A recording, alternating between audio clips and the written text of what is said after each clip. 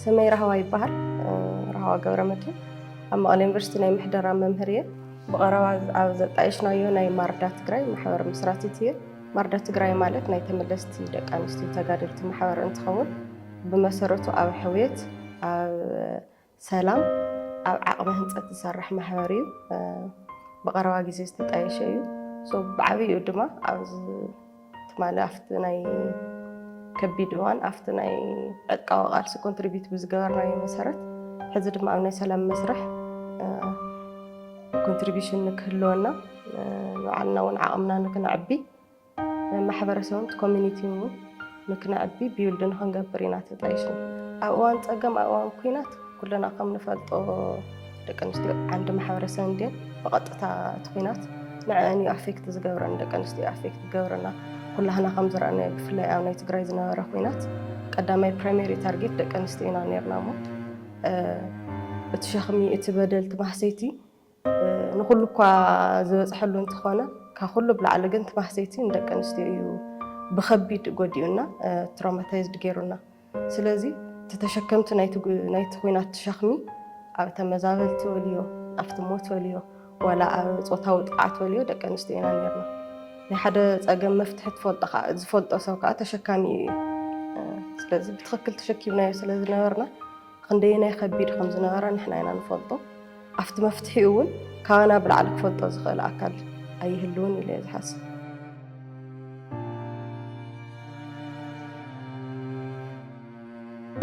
قدم قدادة مسليو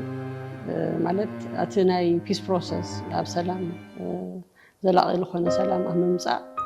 نايدك أنستيو تساتفو اندحر زي اللي ياو incomplete يلخو مكنياتو مسليو كل تلخو تاي الموالد مكيرأيه أب زلاقي لخونا سلام أممزع أب حدا عدي ويم دمو ججت أفتاتها كله زملكته أكل كساتة اللو كازيم principle وانا مسارتي كممكن ولتلنا منيو كابتن زساتة فأكلات منيو كن ولتلنا دك أنستيو بمجمرة ياو نامسل قدايون نديو دك أنستيو ياو كله نجرنا مستطاف أب زملكتن كله نايم مستطاف مسألة اللون بتوسخ دما نساتن زمزقول تفلي برسبكتيفون سلال الليو مخنياتو دك أنستيو بالتفلي ملكو عندي الممكنات وشتلا حلفة بزح جزء هم تنفلتون أي كينات مخنيات خوينا نرخبنا جن تكينات أوردي مستفاد أراد دحري قنتي قبل اللول تفلالي أو وان قنتن دحر قنتنا باللول تفلالي هنا تاتوش تجن زحل فوق مكرا كفتو خالينا وحرسب كفلي في سلازخونا نساتن بقطتها from the horses mouths نولو نجر له حكي to original voice كنرخون نخل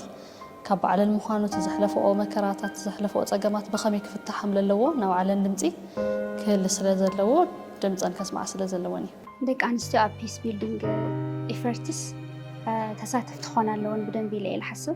مهنات دما بخلت مهناتات كلا لأن خلينا حدا peace أولي والجزء ويكعكو conflict أولي على الجزء كنا تولي هنا الجزء ساتن قدام vulnerable group vulnerable groups للخونا خفت خالي كفال حرة سب تفلي من القرى بزحات تدقعت سلل هنا vulnerable سلل هنا أيوه بناتي حساب نايدك أنشتو تساتفوسي هم يوماتي متى important point حاسيبو على peace building اللي مالتيهم مات دك أنشتو تلتلنا هذه especially على دك أنشتينا على يوز مالتي على وقت مالتي محبرة تحسب تلنا بدعمي ماتي نسلام مرفرس لك هوني ماتي مفرس سلام لك هون لخاليو لجنا سلام الخمس لا عبي تساتفو للو محبرسب تو وقت لخونا محبرسبيو عاوزي بدك أنشتيو توسط لنا لجنا دك أنشتيوس لامنت همزي caregivers يعني لا ولا نينا همزي لا ولا نينا ماتي لخونا أب حادثة بالوزح نجار تلتولس حما نجار ويقول أتلتولو لايك أب علينا هم الوزح جيران فيلنا مجبر تخلو اللون هم جيران لجنا السفيل تجورو تلوا هم جيران سولف كجورو هم خلا تلون نا أو نمتعين بن بدعمي أو أفتناي سلام ناي منسع وين لجنا conflict ناي مفتح خلتن بدعمي لعل سلال خوانا قال لهم دك أنستيو مالتس ምስ ብስድራ ደረጃ ብምናምን ተሓስብ ከለና እንደገና ለኾነ ናይዚ ገዛስ ናይ ሓደ ገዛ ለአምነት ጓል ዝተይትስ ዝኾነ ዓብይ ለውጢ ኣብቲ ስድራ ምልኡስ ለውጢ ከተምፅእ ትኽእል ስለለኾነት እዩ ናይ ደቂ ኣንስትዮ ተሳትፎ ኣብ ፒስ ቢልዲንግ ኣድላይነቱ ንምንታይ እንተይልና ንሕና ደቂ ኣንስትዮ ኣብ ፒስ ቢልዲንግ ወይም ደሞ ኣብ ናይ ሰላም ህንፀት እናተሳተፍና ብዝኸድና ቁፅሪ ኮንፍሊክት ናይ ምቕናስ እድልና ከፍተኛ እዚ መርኣያታት ደግሞ ብዙሓት ኣለው ለምሳሌ ኣብ ሩዋንዳ ኣብ ዝተኻየደ ጦርነት ብዝነበረሲ ደቂ ኣንስትዮ ስለ ዝተሳተፋ ድሕሪ እቲ ጦርነት ማለት እዩ ተሳትፎም እና ማዕበለ ስለ ዝኸደ ብ30% ብቻ ስለ ዝተገበረሲ እቲ ጦርነት ከይድገም ፕሪዘርቭ ተገይሩ ማለት እዩ ስለዚ ናይ ደቂ ኣንስትዮ ወይም ደግሞ ንሕና ደቂ ኣንስትዮ ኣብ ፒስ ቢልዲንግ ምስተታፍና እዚ ይጠቅም ማለት እዩ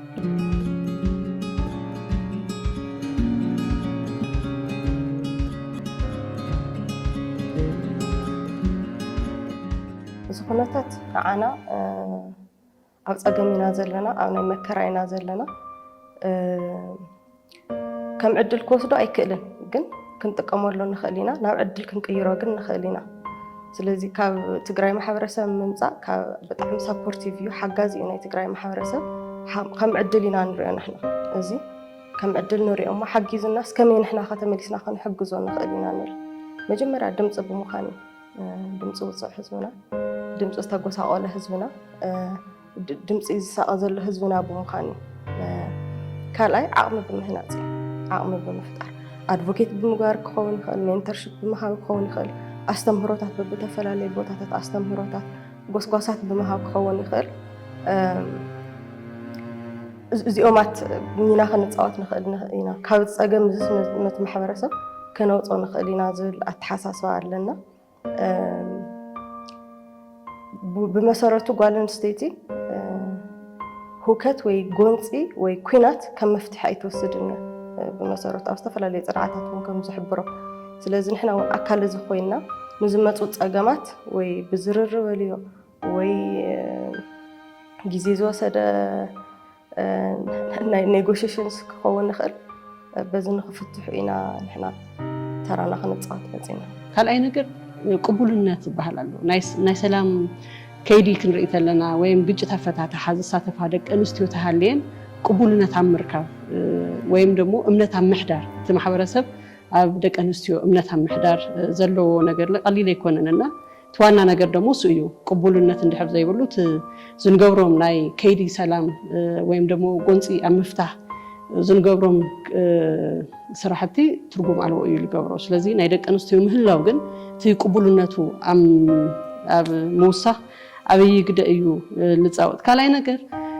ብዙሕ ግዜ ኣወዳት ብዙሕ ግዜ ትኩረት ዘይህብወሎም ነገራት ደቂ ኣንስትዮ ተሃልየን ኣብቲ ትኩረት ዘይወሃበሉ ነገር ሞር ፎከስ ኣብ ምግባር ለምሳሌ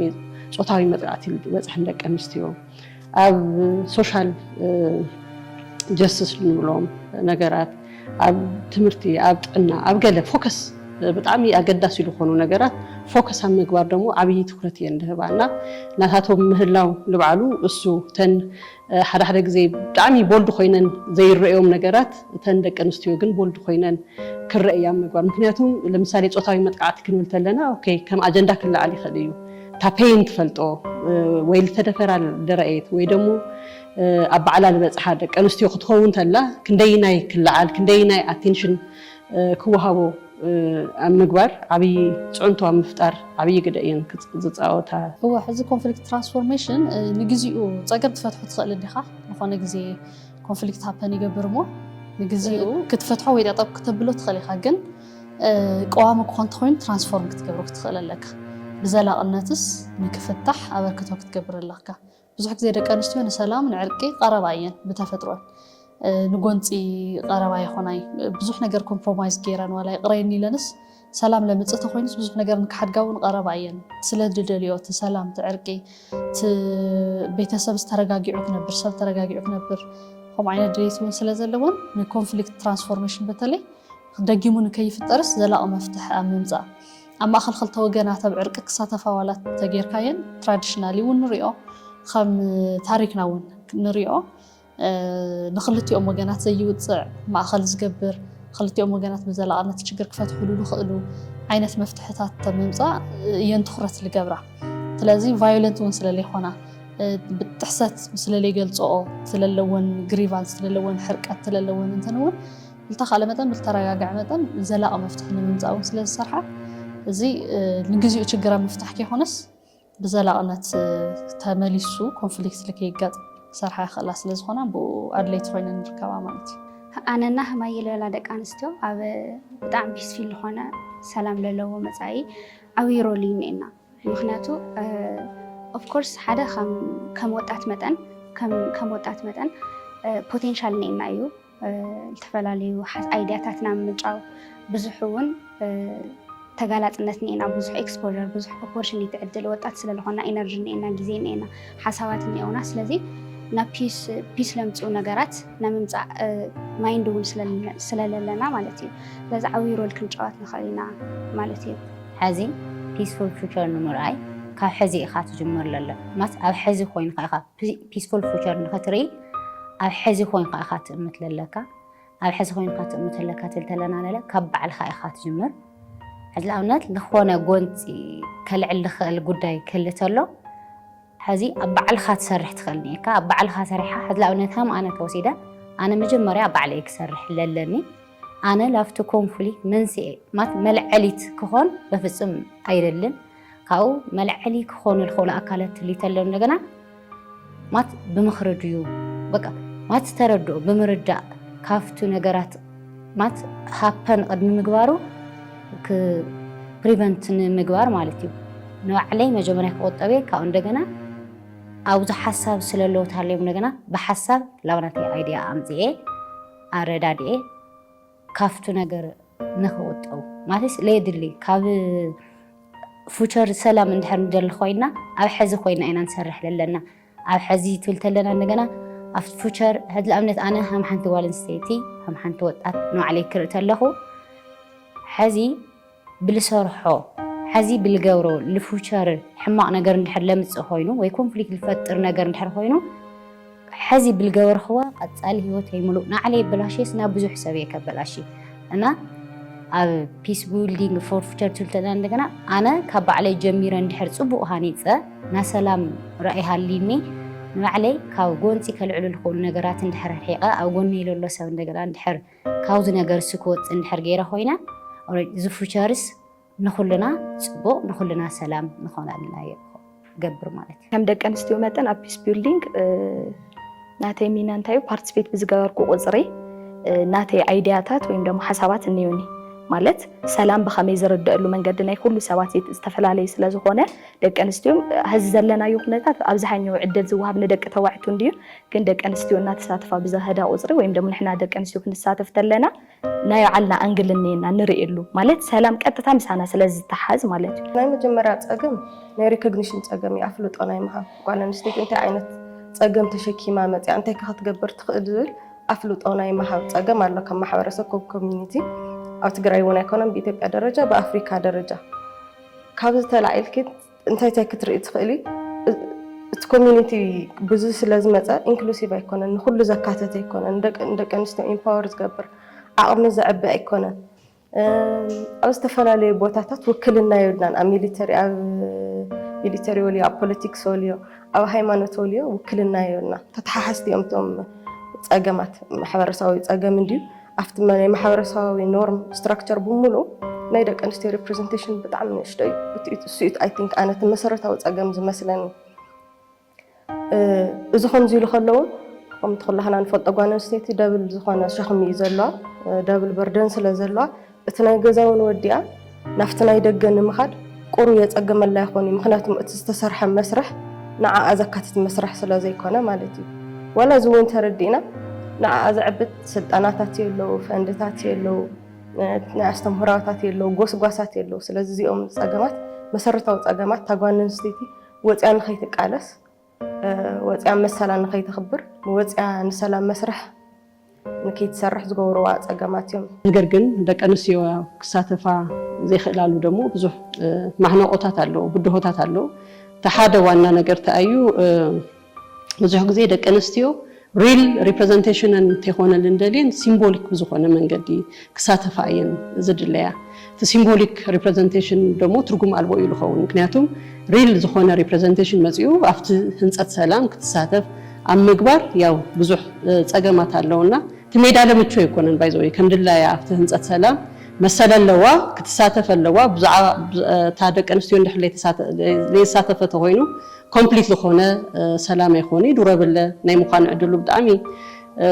ኣጠያይዩ ዝኸውን ስለዚ እታ ሓደ ፀገምታ እያ እታ ሲምቦሊክ ሪፕሬዘንቴሽን ጥራሕ ናይ ምድላይ ብፍላይ ቶም ኣብ ፖለቲካ ዘለዉ ኣብቲ ህንፀት ሰላም ዝሳተፉ ኣካላት ሜል ዶሚኔትድ እዩ ኣብዝሓ ናይ ኣወዳት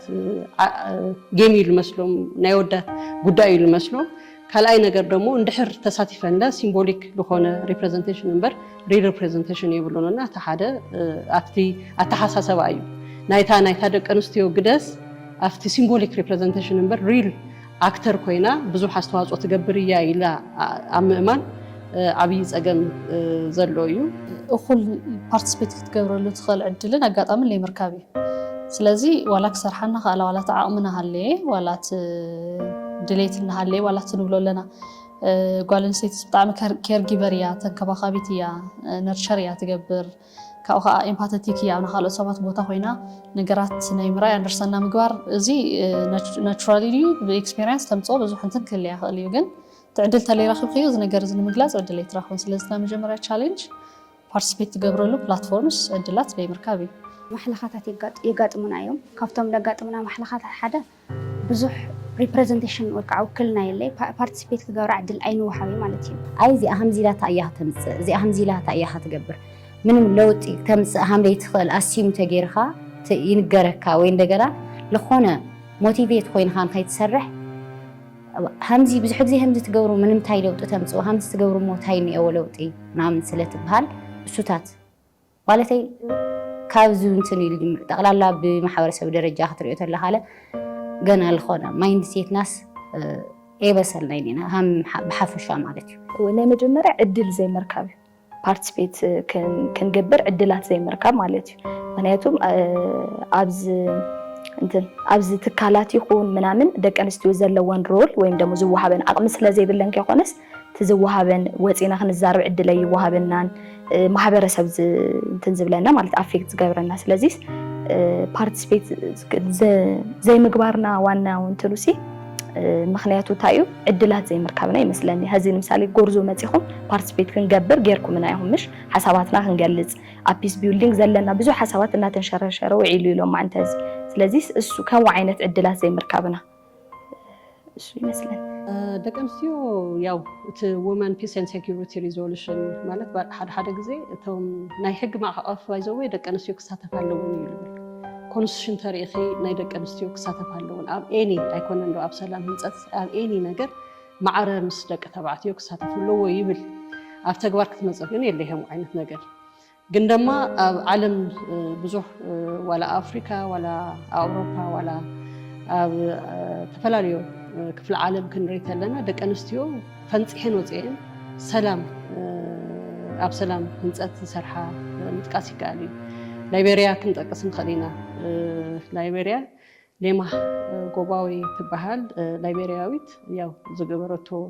ዓብዪ ስራሕ እያ ሰሪሓ ኣብቲ ዝነበረ ናይ ሲቪል ዋር ዝተፃወተቶ ግደ ቀሊል ኣይኮነን ደቂ ኣንስትዮ ብእምነት ይኮነን ካብ ክርስቲያን ይኹን ካብ ሙስሊም ሞብላይዝ ገይራ ነን ቫዮለንት ዝኾነ ማለት ሓደ ግዜ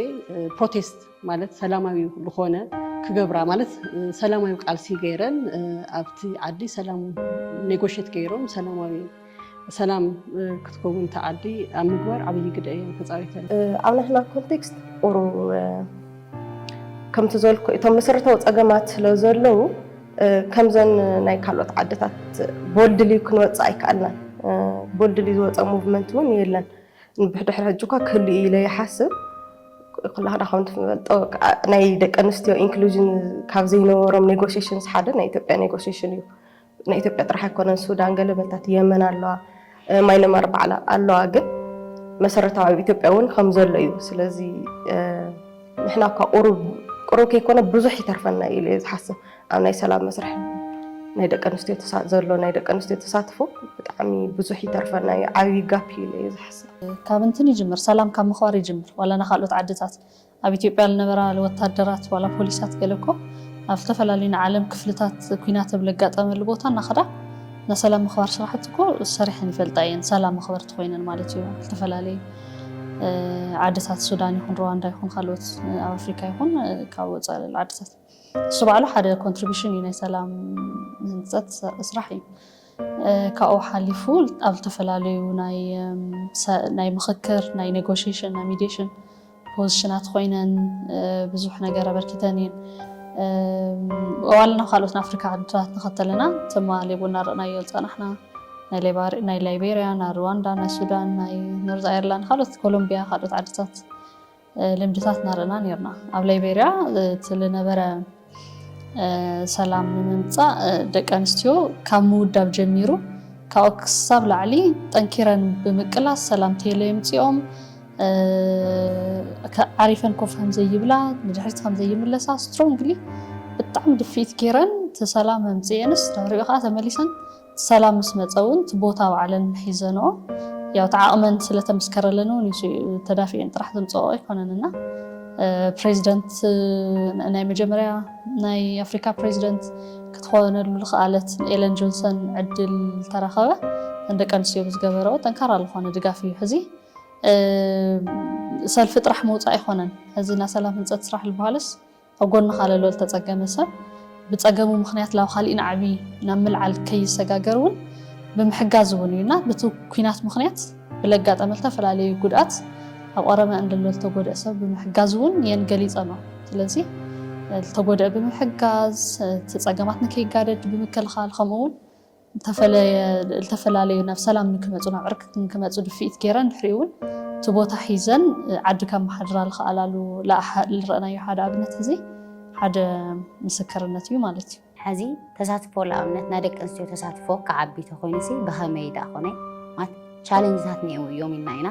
ሕዚ ቶም ቻሌንጅታት ንምሕላፍ ትገብሮ ነገር እዩ ሃመይ ኢኻ ተሳትፎካ ተዕቢ ልብል ነገር ማለት እዩ መጀመርያ ዝኾነ ኣብቲ ትሰርሐሉ ማሕበረሰብ ማይንድ ሴት ኢኻ ትሰርሕ ለለካ ማይንድ ሴት ማለተይ ሕዚ ለኣብነት መጀመርያ እሱ ሰላም የድሊ ምዃኑ ከኣምን ክኽእል ኣለዎ ሰላም በቃ ሕዚ ለኣብነት ኣብ ኩናትና ኣብ ሰላም እንድሕር ኮይኑ ዋና ኣጀንዳና ማለት እዩ ካብ ሰላም እምበር ካብ ኩናትስ ምንም ረብሓ ሃምለይብሉ በቃ ማይንድ ሴቱ ናዚ ማሕበረሰብካስ ኣእሚንካ ብደንቢ ብልተፈላለዩ ማሕበራዊ ሚድያ ክኾኑ ይኽእሉ እዩ ብልተፈላለዩ ማለት ዘይፈልጥ ኮይኑ ኣይኮነይ ግን لخوانا لا فلت ألت فنيو بدنبي همزي internalize ليجورو سابنيو نامن إننا بدنبي مجمرة أفتو نايت محاورة مايند سيت تسرح السون حر تمايند سيت ونحر سلام لا لولك أي رحية خوينها just أفتو كتسرح تلاحظ acceptance تجني خامارتيو سلزي مجمرة تقبل نتهالي كانوا تسرح أفتو ground أفتو محاورة نا مايند سيت ماتي لوتي تقبلنا نختجني ختصرح تخلل لك effective كون منتي بقى كم زنات كان هذه مثالي رايز إن شاين زبحال نيرو كرم حج متين مالت أو من سرحة مالت نادمو كم جورزوز مثلا بزوحات تزف الترى إذا السخات كن تخيلوا تكونت بارت مالت بتعم عبي نجر جن تدرس جر عبي يونيفرسيتي تاتيو كودم واريدو من الناس مالت بزوح الدل ترى خبر قطري ናይ ፒስ ሓሳብ ማለት ነገራት ኖርማላይዝ ንገብሮም ከመይድዩ እናተደጋገሙ ክመፁ ተለው ስለዚ ብዛዕባ ፒስ ኣብዝሓ ግዜ ዝስበኽ ተኮይኑ ደሞ ይሰፍሑ ማለት እዩ ኣብ ፒስ ቢልዲንግ ፕሮሰስ ኣነ ከም ሓንቲ ናይ ዩኒቨርሲቲ ተማሃሪት ኮንትሪቢዩት ክገብሮ ልኽእል ኣብ ዩኒቨርሲቲ ዘሎ ማሕበረሰብ ደቂ ኣንስትዮ ይኹኑ ኣወዳት ወጣት ማሕበረሰብ እዩ ንሱ እውን እዩ ንኮንፍሊክት መሰረት እውን ንፒስ ቢልዲንግ መሰረት እውን ክኾን ልኽእል ብዙሕ ማሕበረሰብ እዩ ዘሎ ስለዚ ኣነ ከም ሓንቲ ናይ ዩኒቨርሲቲ ተማሃሪት ኣብ ፒስ ቢልዲንግ ክገብሮ ልኽእል ነገር እንታይ እዩ ንዚ ሰብሱ ብዛዕባ ሕማቕነት ኮንፍሊክት ኣድላይነት ሰላም ንኣብነት ዝተፈላለዩ ትምህርትታት ከብ ይኽእል ኣኪበ ማለት እዩ ዝተፈላለዩ ናይ ሰላም ክለባት ክዳለው ይኽእሉ እዮም ኣብ ዩኒቨርሲቲታት ካብኡ ኣብ ገዛ ናብ ገዛ ከለኹ ከዓ ንወለደይ ንፈልጦም ጎረቤተይ ክኾኑ ይኽእሉ ንኣሕዋተይ ኣድላይነት ሰላም ብምምካር እና ናብ ኮንፍሊክት ንኸይኣትዉ ብምግባር ካግልሉ ካብ ኮንፍሊክት ዓርሶም ካግልሉ እዚ ግደ ክጫወት ይኽእል እዩ ከምኡ ክኾን ተሎ እንድሕር ኩሉ ሰብ ካብ ኮንፍሊክት ዓርሶ ገሊሉ ኮይኑ እንድሕር ተብ ዩኒቨርሲቲ ለሎ ተምሃራይ ተወጣት ለሆነ ተምሃራይ እውን እንድሕር ድላይነት ሰላም ብደንብ ተረዲኡ ኮይኑ ኮንፍሊክት ናብ ቫዮለንስ ዝኸደሉ መንገዲ ይቕንስ ማለት እዩ። ብመጀመርያ ናፍቲ ኮሚኒቲ ክንወርድ ኣለና ኢለ ይሓስብ። እቲ ኮሚኒቲ ዓብይ መምህር እዩ። እቲ ማሕበረሰብ ብባህላዊ መንገዲ ዝጥቀመሎም ናይ ዕርቂ ሚንስ ኣለዉ። ስለዚ ካብ ባዕልና መፂና ብላዕሊ ንፅዕኖ እሱ ዝጥቀመሉ ዝነበረ ፎር ይርስ ንብዙሓት ዓመታት ሒዝዎ ዝመፀ እስካዕ ሕዚ ኮሚኒቲ ከም ኮሚኒቲ ተወዲኡ ንክቕፅል ዝገበሮ ናይ ዕርቂ ሲስተምስ ኣሎ። ንኣብነት ኣብ ትግራይ ኣብ መኾኒ ናይ ድባርተ ዝበሃል ፕሮሰስ ኣሎ ኩላህና ከም ንፈልጦ ናይ ዕርቂ ፕሮሰስ። ስለዚ እቲ ኮሚኒቲ ባዕሉ ዝለመዶ ኣዳፕት ዝገበሮ እስካዕ ሕዚ ሒዝዎ ንክኸይድ ዝገበሮ ናይ ዕርቂ ሚንስ ክንጥቀም ኣለና። መሰረትና ኮሚኒቲ ክኸውን ኣሎ ኢለ ይሓስብ። እቲ ባህሊት እቲ ዝመፃናሉ መፃፃ ዓብዪ ትምህርቲ ስለ ዝኾነ እዚ ጥራሕ ኣይኮነን። እዚ ንክመፅእ እዚ ንክወፅእ ከዓ ካፓሲቲ ቢልዲንግ ዓቕሚ ምዕባይ የድልየና።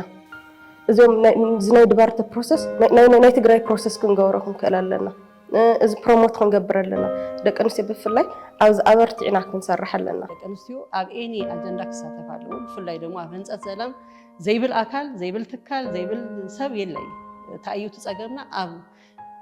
ተግባራዊነቱ እዩ። ስለዚ ኣብቲ ተግባራዊነቱ ክፍተት እንድሕር ኣለና እሱ ፈትሽና ተግባራዊነቱ ፈትሽና ተግባራዊ ክኸውን ኣብ ምግባር ኢና ክንሰርሕ ዝግበአና። ብዙሕ ግዜ ኣብዞም ናይ ኣካዳሚክ ኢንስቲትዩሽንስ እና ኣብ ሲቪል ማሕበረሰብ ትካላት እዚ ሕዚ ፎርማል ስትራክቸር ዝኾኑ እዚኣቶም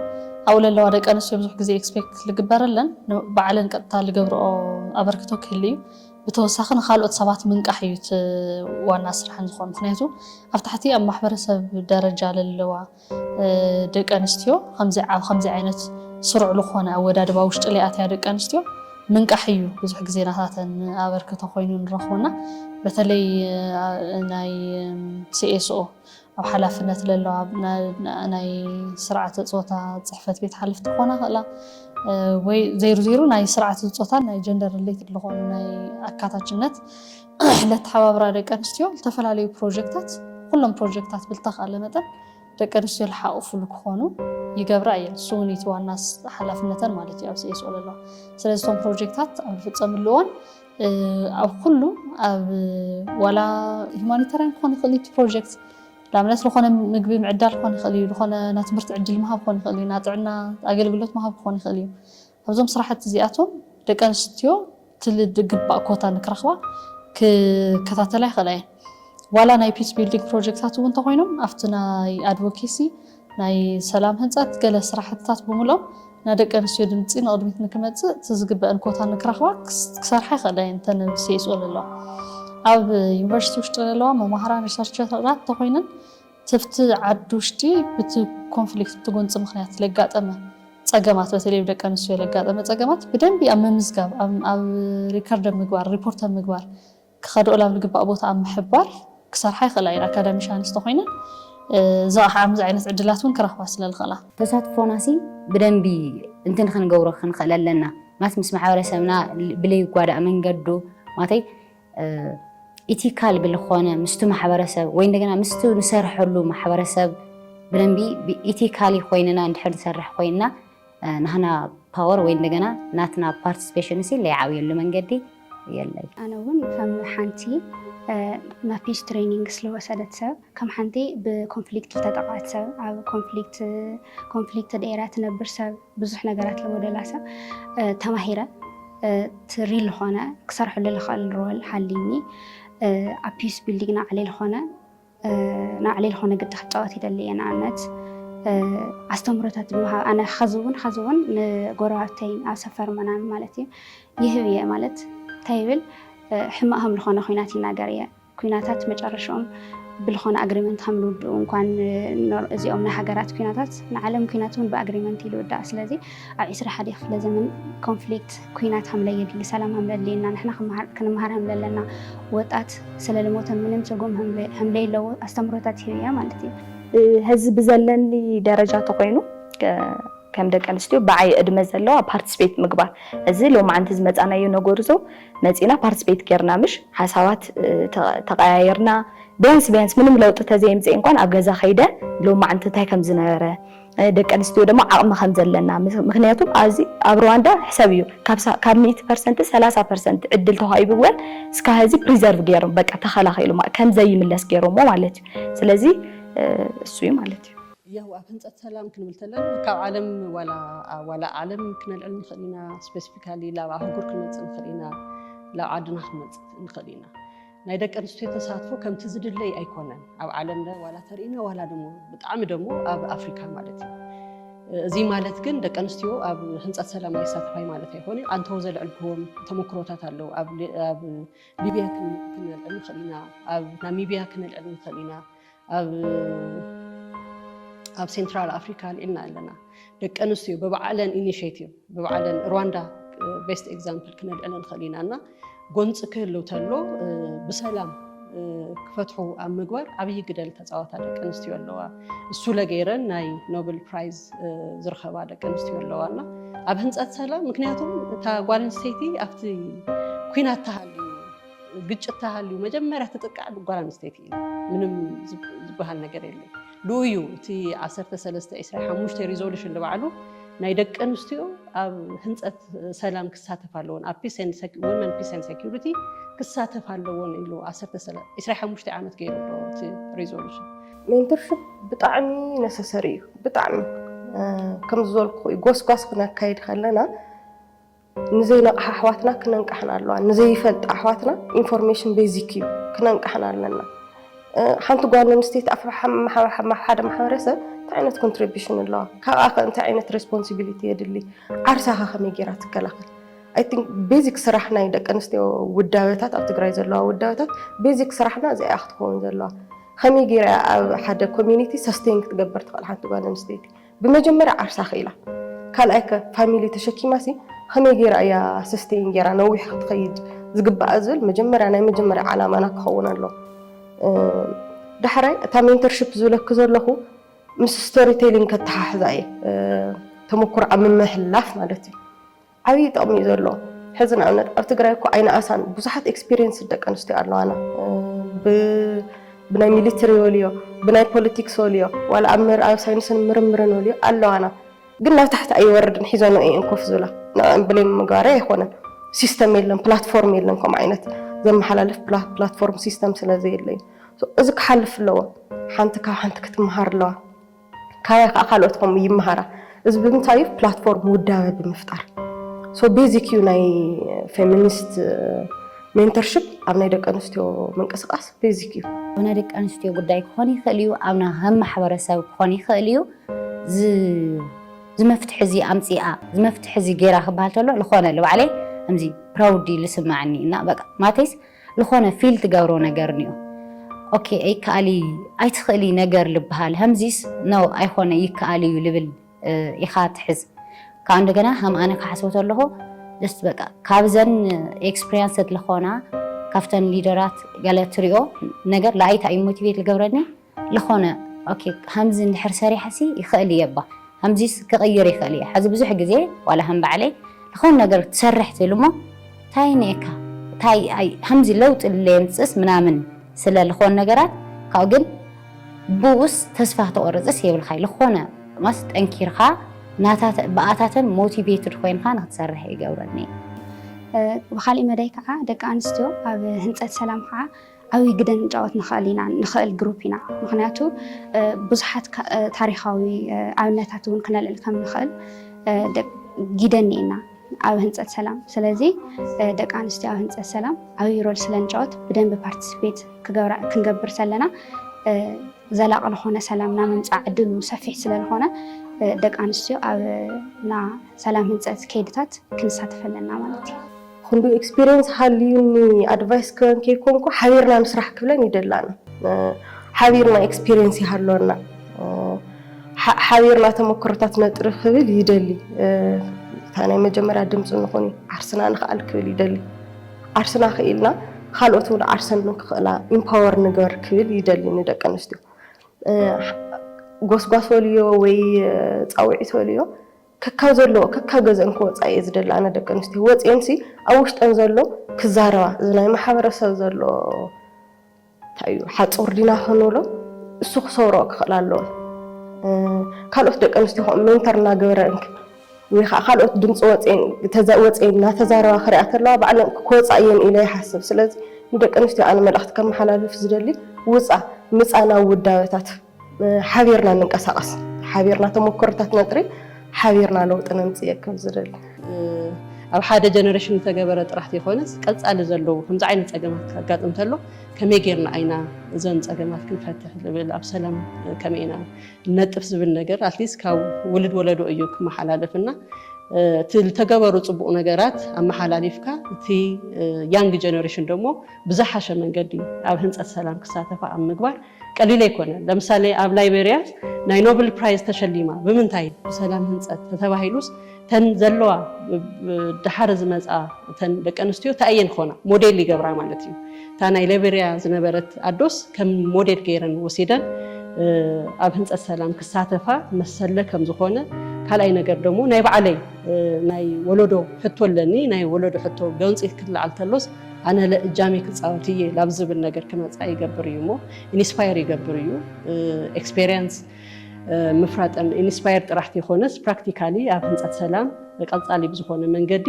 ክሳተፋ ጥራሕቲ ይኾነ እቲ ዝኾነ ሮል ተፃዊተን ቀፃሊ ወለዶ ካብኣተን ክወስድ ኣብ ምግባር ናይ ባዕሉ እጃም ክፃወታለስ ሞቲቬት ይገብር እዩ ኢለ ኣምን